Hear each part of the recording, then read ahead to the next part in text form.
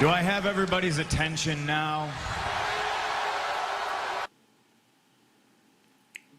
Yo, ici c'est Katchatrap, la chaîne On Parle Catch. Aujourd'hui, review de SmackDown Live, SmackDown du 11 juin 2020.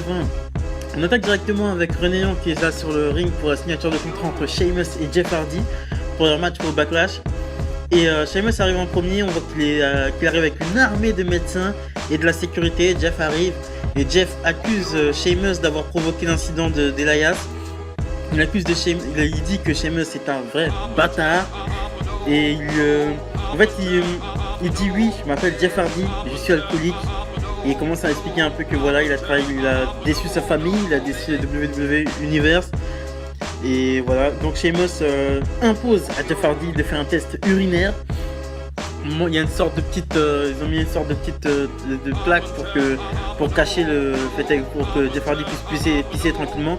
Et pendant que Jeff pisse, Sheamus se fout de sa gueule, c'est hilarant. Sheamus en ce moment, franchement, il est royal.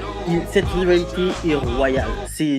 J'adore cette rivalité. C'est la meilleure rivalité à la WWE en ce moment. C'est même pas la peine de discuter. Sheamus en même temps que Jeff Hardy est en train de pisser, il fait de la prévention, il se moque de la quantité de pisse qu'a lâché Jeff Hardy. C'est vrai que Jeff Hardy, franchement, le verre de pisse, c'était un verre déjà, le verre était peut-être, je sais pas, c'était un verre pour peut-être 50 centilitres. Et clairement, il a rempli pratiquement, sur 50 centilitres, il a dû remplir 30 centilitres quoi.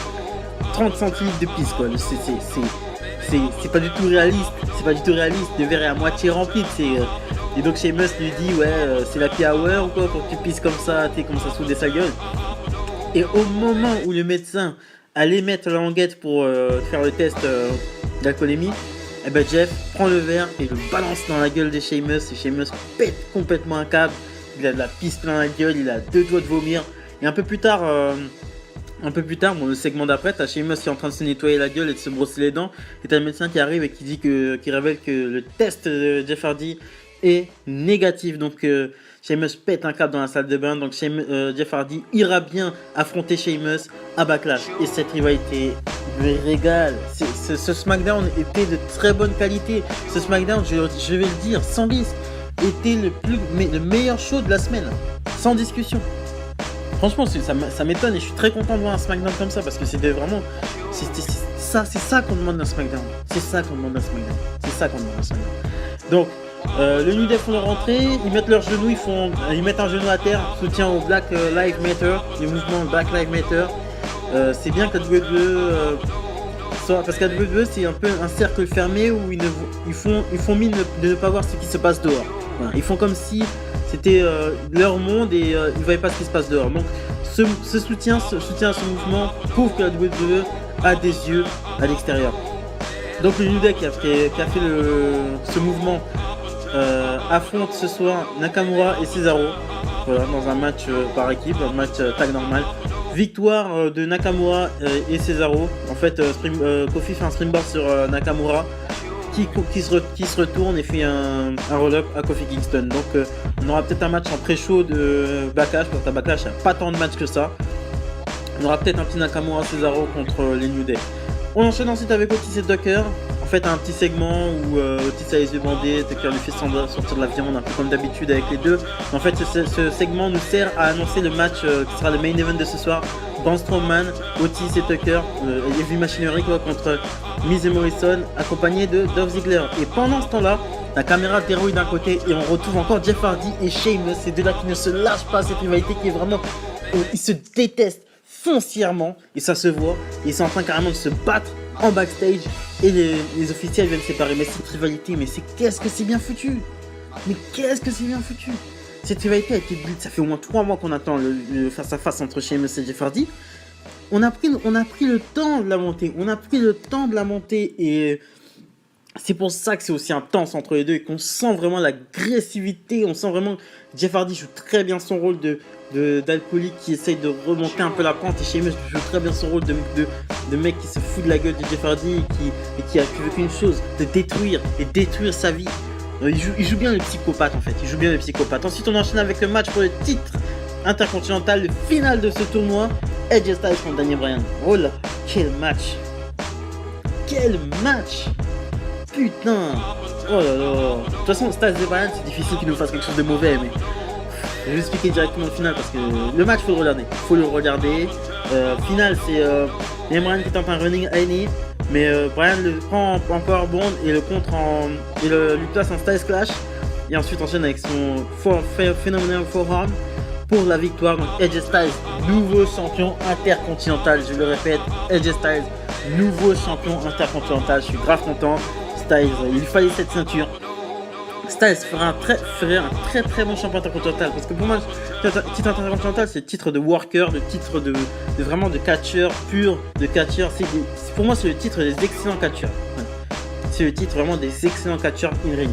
Et Styles, ce titre, il va l'incarner et vraiment, il va remonter le blason de ce titre si prestigieux parce que le titre intercontinental, pour moi, c'est le deuxième titre de la WWE. Pour moi, le titre universel, le titre intercontinental a une telle histoire, il doit être mis en avant. C'est obligatoire. Et AJ Styles est la personne qui peut le mettre en avant. Ensuite, on a une petite promo de Strowman qui nous dit que ce soir, il s'est passé beaucoup de choses. Il y a eu des tests urinaires, des nouveaux champions. Mais il reste le main event et il dit que rien qui pourra réparer la voiture dont The Miz et Morrison ont vandalisé sa voiture la semaine dernière. Il dit que ça peut se réparer, mais Miz et Morrison après Backlash, ça ne pourra pas se réparer. Et il dit que ce soir, il s'entend bien avec Otis, mais il se méfie quand même. Ensuite, on reçoit les championnes par équipe, Bayley et Sasha Banks qui viennent fêter leur titre. Bon, une semaine après leur, je sais pas, elles ont été à Raw. Bon, elles viennent fêter leur titre. Bayley est sur le point de réciter un texte, mais elles sont interrompues par Nikki Cross et Alexa Bliss, qui sont à leur tour interrompus par les Iconics.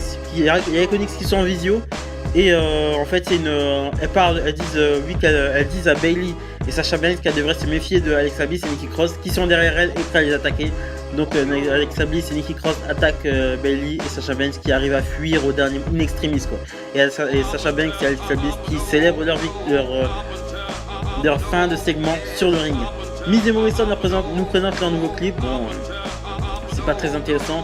Ensuite, on enchaîne avec ce qui était le main event of the evening. Braun Strowman, Otis et Tucker et Machinery quoi contre Ziggler, Miz et Morrison. À un moment donné, pendant le match, t'as Corbin qui apparaît sur l'écran géant.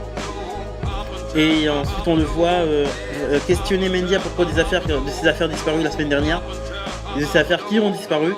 Et il dit que il sait que c'est elle qui a piqué ses affaires pour pouvoir attirer son attention parce qu'elle veut un homme de pouvoir.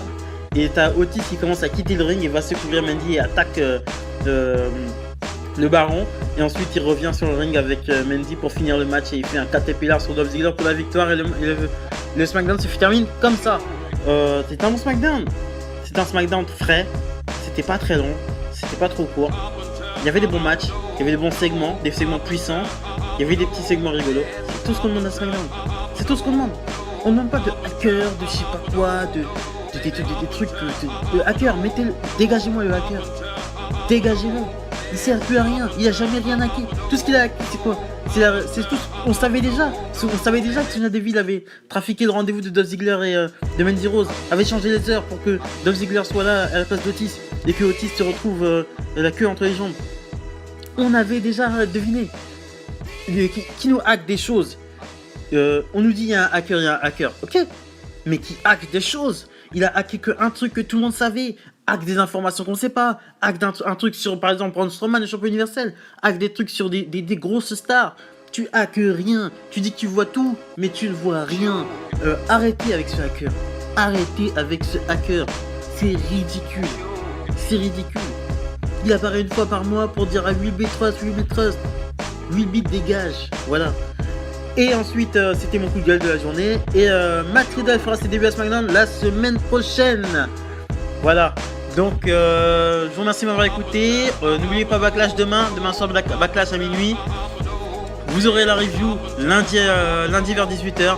Abonnez-vous, likez, partagez, très important pour le développement de la chaîne. Salut les amis.